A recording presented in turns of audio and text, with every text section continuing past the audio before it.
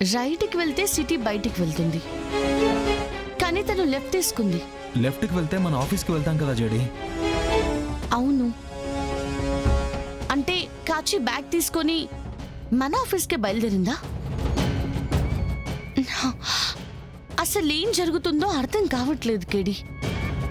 ఈ ఆదమతో కలిసి ఏం చేసావు కాచి? అసలు ఇప్పుడు ఏం చేయబోతున్నావు?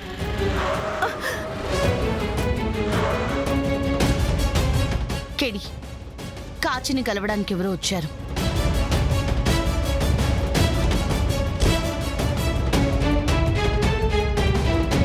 ఇదేంటి జేడి, స్టేషన్కి వెళ్తుంది అనుకుంటే ఇక్కడికి వచ్చి ఆ రౌడీని కలుస్తుంది. తను కలవాలనుకుంటే స్టేషన్ రూట్లో ఎందుకు కలుస్తుంది కేడి?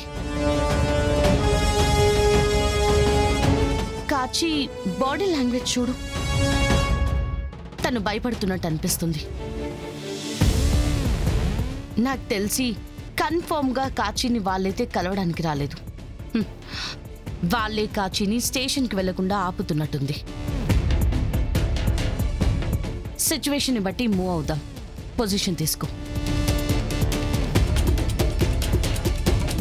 ఎవరు మీరు? మేమెవరో ఎందుకు నిన్ను ఆపామో నీకు తెలుసు. నువ్వు ఎక్కడికి వెళ్ళి ఏం చేయబోతున్నావో మాకు తెలుసు.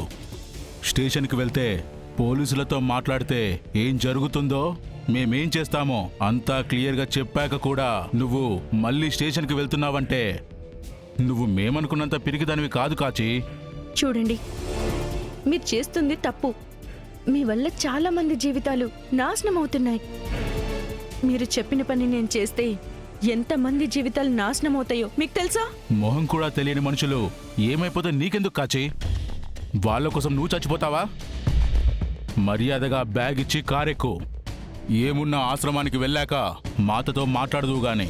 నేను ఈ బ్యాగ్ ఇవ్వను, మీతో పాటు కూడా రాను. ఇది మాత మాట కాచి, కాదంటే ప్రాణాలు పోతాయి. అన్నిటికీ తెగించే స్టేషన్కి వెళ్తున్నా.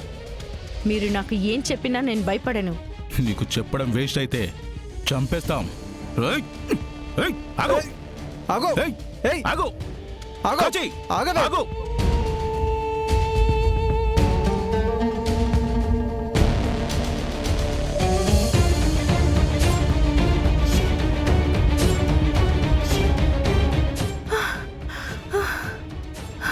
ఏంటి కాచి, పోలీసులు వస్తే వదిలేస్తామనుకున్నావా?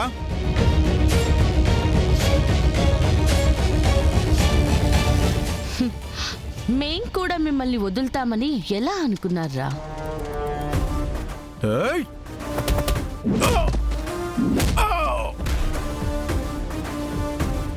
ఏయ్!